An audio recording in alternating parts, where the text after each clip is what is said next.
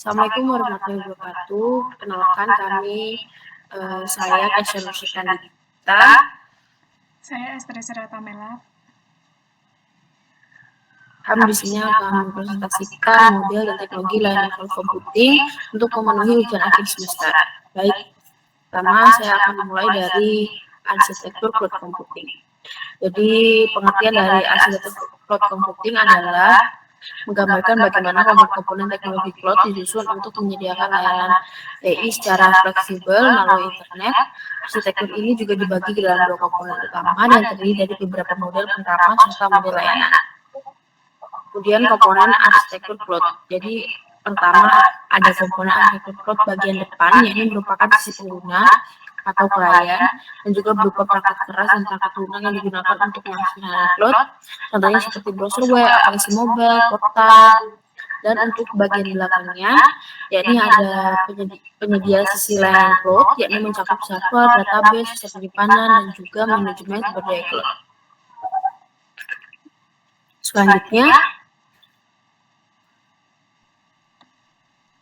Selanjutnya ada model penerapan atau deployment model, di mana yaitu ada awan pribadi. Ini termasuk dalam infrastruktur cloud eksklusif untuk satu organisasi, kemudian bisa di-host di data center internal atau pihak ketiga, dan juga cocok untuk organisasi dengan kebutuhan keamanan dan privasi tinggi. Contohnya yaitu cloud internal bank atau instansi pemerintah. Yang kedua yaitu ada awan publik, di mana infrastruktur ini dimiliki dan dikelola oleh penyedia layanan cloud publik seperti AWS, Microsoft Azure, dan juga Google Cloud. Kemudian layanan tersedia untuk umum atau banyak pengguna. Serta yang terakhir yaitu lebih murah dan berskalabel tetapi dengan kontrol terbatas. Contohnya yaitu penggunaan layanan Google Drive atau AWS S3 oleh startup. Kemudian ada awan hibrida, di mana kombinasi dari private cloud dan public cloud dengan interoperabilitas antara keduanya, dan juga memberikan keingintahuan dalam penyimpanan data atau menjalankan aplikasi di lingkungan yang paling sesuai. Contohnya yaitu ada data sensitif yang disimpan di private cloud, sedangkan aplikasi umum dijalankan di public cloud. Kemudian yang terakhir yaitu ada awan komunitas, di mana ini tuh dibangun dan digunakan oleh beberapa organisasi dengan kebutuhan atau kepentingan bersama, dan juga bisa dikelola secara bersama atau oleh pihak ketiga. Contohnya yaitu komunitas universitas, rumah sakit, atau lembaga penelitian berbagi cloud untuk penelitian bersama. Untuk yang selanjutnya ada model layanan, di mana yaitu ada 3 model layanan. Yang pertama ada infrastruktur sebagai layanan, yaitu menyediakan infrastruktur virtual seperti server, jaringan, dan juga penyimpanan. Kemudian pengguna mengelola sistem operasi dan aplikasi, tetapi tidak perlu mengurus perangkat keras fisik. Contohnya untuk admin TI dan juga untuk pengembang. Contohnya yaitu ada AWS EC2, Google Compute Engine. Kemudian yang kedua tuh ada platform sebagai layanan, di mana yaitu menyediakan platform pengembangan aplikasi yang lengkap tanpa harus mengelola infrastruktur, dan juga memudahkan developer fokus pada pengembangan aplikasi serta mendukung otomatisasi penerapan dan integritas dengan CI atau CD. Contohnya yaitu Heroku, Microsoft Azure App Service. Kemudian yang terakhir yaitu ada perangkat lunak sebagai layanan, di mana menyediakan perangkat lunak siap pakai melalui internet, tidak perlu instalasi atau pemeliharaan, cukup akses melalui browser. Kemudian cocok untuk pengguna akhir atau penggunaan akhir. Contohnya yaitu Google Workspace, yaitu ada Docs dan juga Gmail, kemudian Microsoft 365 yaitu ada Word, Excel, online.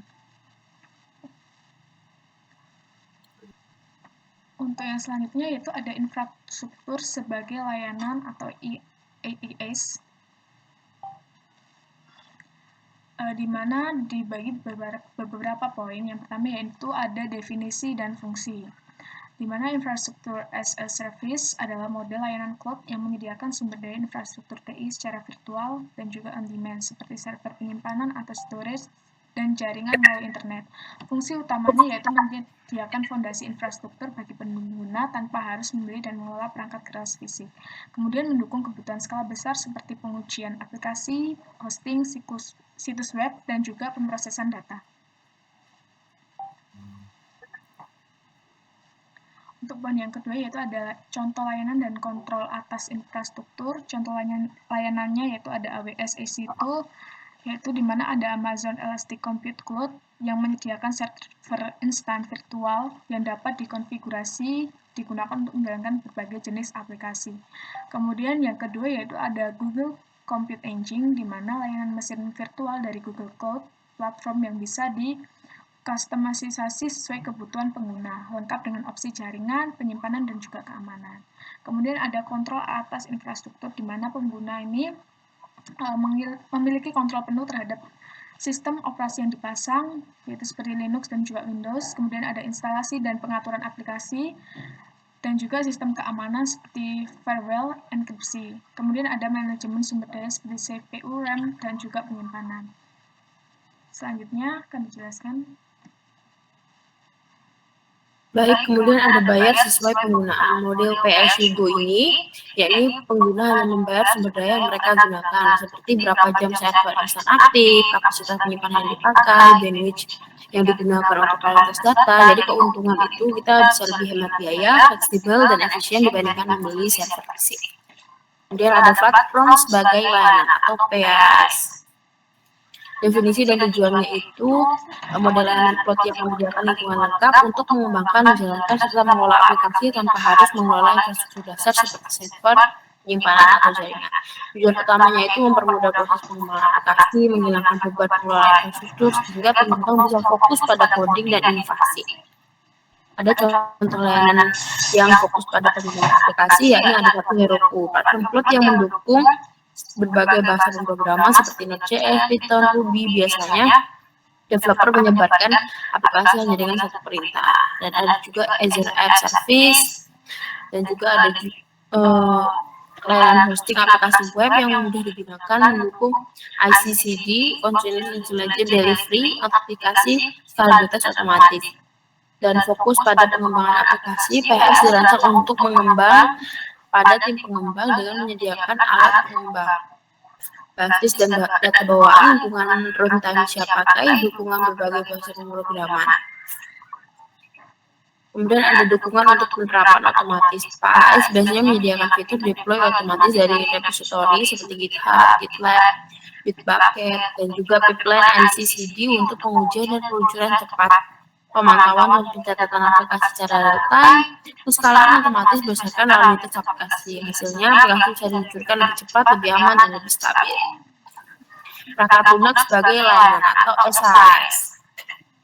Definisinya yakni software as service adalah model layanan cloud di mana pengguna mengakses perangkat lunak atau aplikasi secara langsung melalui internet tanpa perlu terhubung ke perangkat mereka.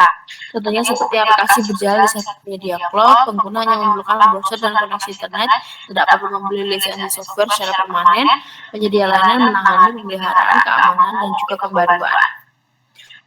Contoh layanan yang tidak perlu instalasi seperti Google Workspace, menyediakan layanan seperti Gmail, Google Drive, Google Doc, Google Meet yang sudah kita dapat akses secara online ini dan kapan saja, di mana saja.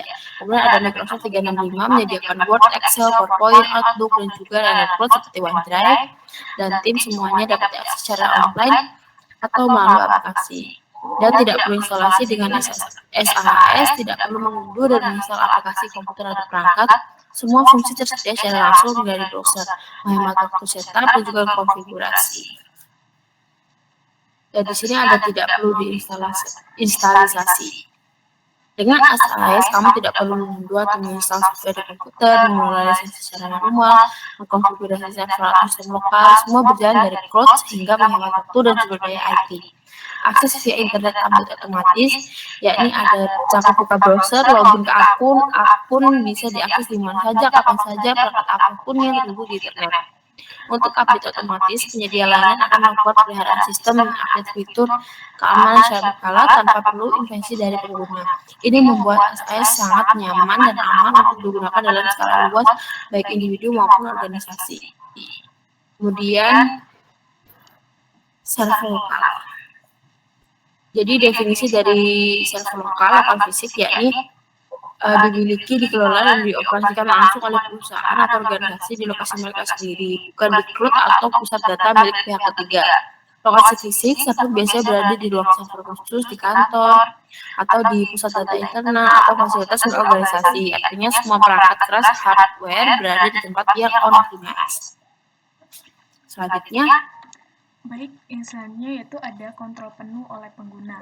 Karena server berada di lokasi organisasi, maka pengguna atau biasanya tim IT perusahaan memiliki kontrol penuh terhadap sistem operasi dan konfigurasi, kemudian keamanan dan firewall, akses fisik ke server, dan juga pencadangan dan pemulihan. Hal ini memberikan tingkat keamanan yang tinggi dan dapat disesuaikan dengan kebutuhan perusahaan. Kemudian ada skalabilitas terbatas, di mana menambah kapasitas pada server lokal tidak melebihi cloud. Skalabilitas terbatas karena yaitu ada butuh pembelian hardware baru jika ingin meningkatkan kapasitas seperti RAM, CPU, dan juga penyimpanan. Kemudian proses pemasangan dan konfigurasi bisa memakan waktu. Kemudian ada keterbatasan ruang fisik, daya listrik, dan pendingin. Berbeda dengan cloud yang memungkinkan penambahan sumber daya hanya dalam hitungan menit.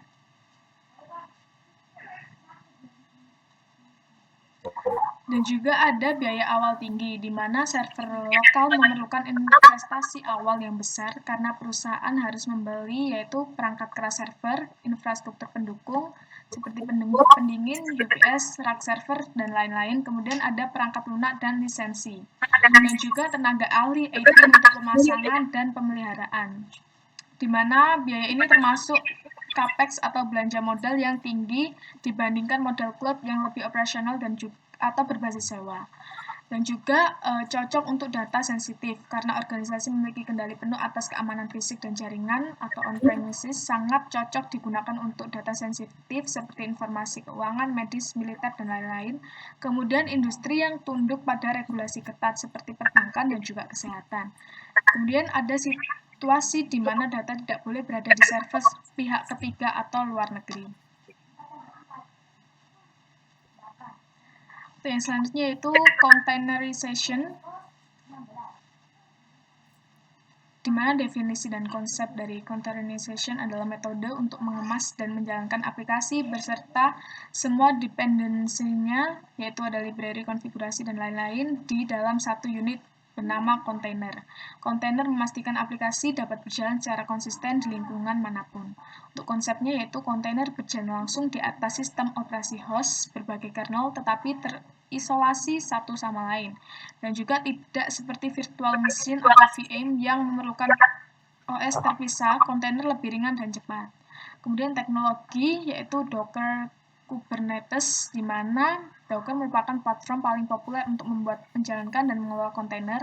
Dengan Docker, developer bisa membangun image kontainer dan menjalankan di mana saja.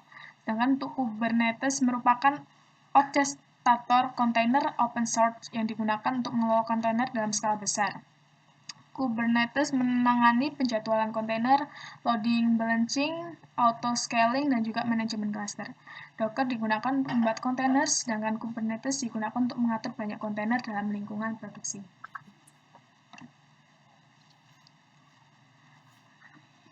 Selanjutnya yaitu perbandingan dengan virtual machine, di mana kontainer lebih ringan, cepat, efisien, dan juga fleksibel. Sementara VM lebih berat namun memberikan isolasi penuh dan kadang masih dibutuhkan untuk aplikasi yang memerlukan sistem operasi terpisah. Kemudian cocok untuk microservice dan CI/CD, di mana microservices container memungkinkan setiap microservice berjalan secara independen dalam lingkungannya sendiri. Hal ini memudahkan pengembangan, pengujian, dan juga deployment secara modular.